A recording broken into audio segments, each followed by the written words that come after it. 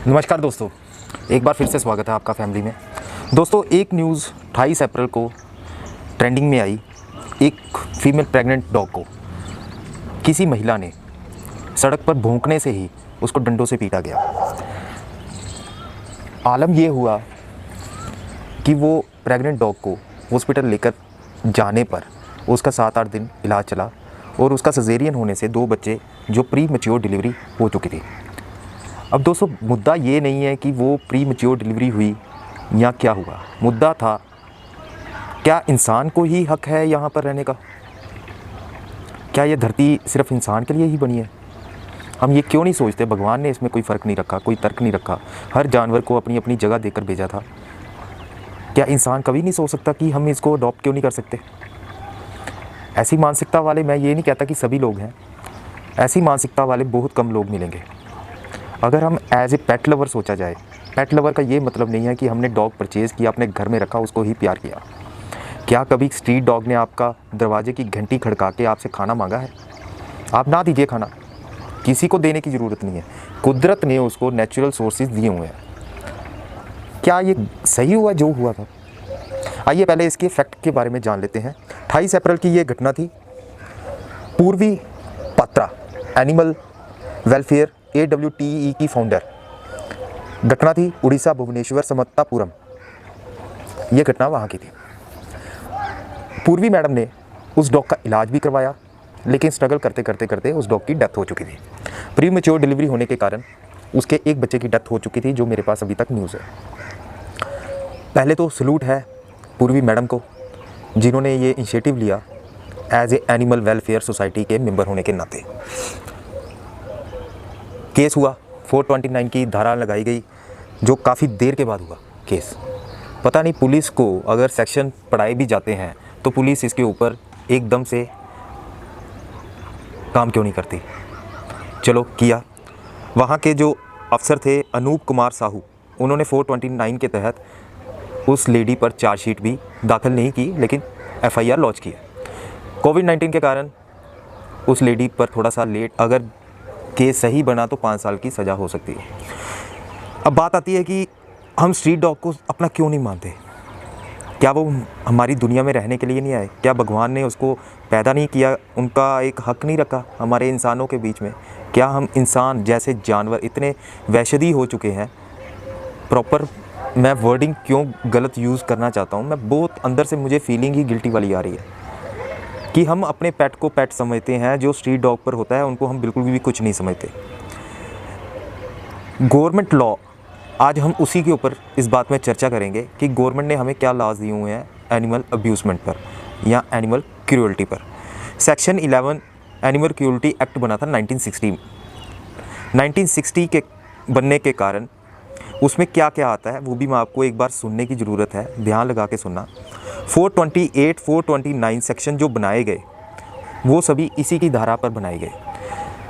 1960, 1968, 1972, 2001 and 2011 ये section सुधरते सुधरते amendment होती गई।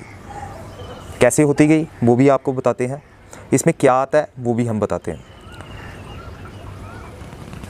अबॉन्डन अगर आप कर देते हो अपने पेट को, आपको पता है उसकी भी 3 महीने की सज़ा है, वो भी इन्हीं सेक्शन के बीच में आता है।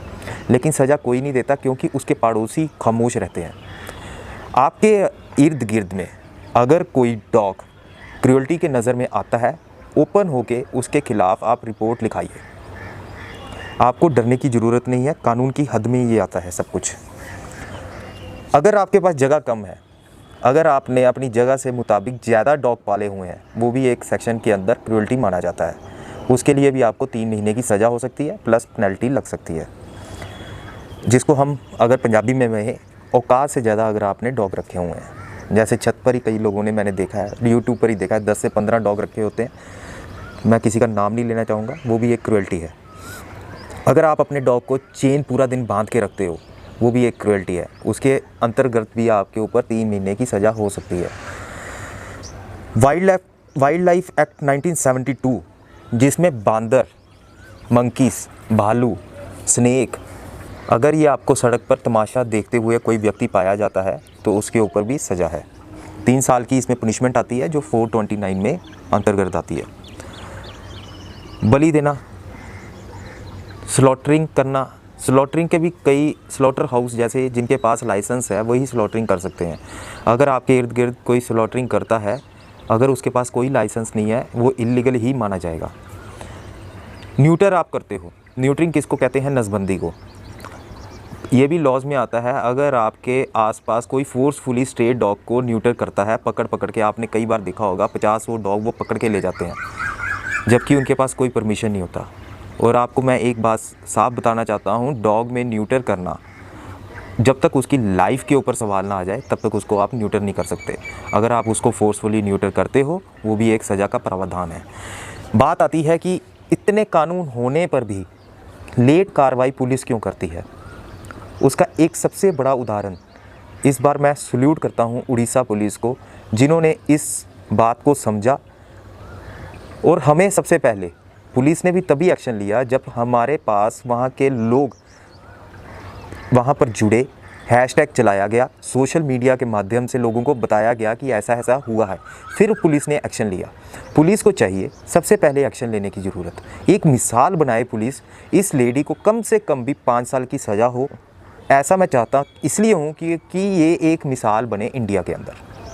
अगर इतने कानून होने के बावजूद भी इसकी पालना नहीं होती तो इसका मतलब हम क्या समझें? हाँ, क्या हम अपने संविधान के प्रति वफादार हैं? क्या हम सोचते हैं कि संविधान को चलना चाहिए?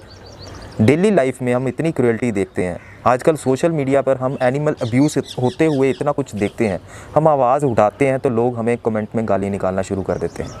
क्या यही पेट लवर की पहचान है? एक तरफ से हम कहते हैं हम डॉग लवर हैं, पेट लवर हैं या एनिमल अब्यूज़ के ख़िलाफ़ हैं, और एक तरफ से कोई आवाज़ उठा रहा हो तो उसको हम दबाने की कोशिश करते हैं। कानून के तहत सब काम किए जाएं, सृष्टि को देखकर ही सब काम किए जाएं, तभी ये सृष्टि चलेगी। इसका जिंदा उदाहरण है कोविड-19। हमने धरती को इतना गंदा कर दिया हुआ है, जानवरों के रहने की जगह पर हमने घर बना लिए हुए हैं अपनी शान व शौकत के लिए। ये बहुत बड़ी बात मैंने कह दी, मुझे शायद कहना भी नहीं चाहिए था, लेकिन ये सच्चाई है। अर्थ को हमने इतना गंदा कर दिया, जिस पर एक एक जानवर जो सांस लेता है उसका भी हक है और जो नहीं लेता उसका भी हक है। हमने उसको पूरी तरह से ही निचोड़ कर रख दिया है। लेकिन हम घर के अंदर बंद होने के बावजूद ऐसी शिक्षा से कुछ भी नहीं सीखते।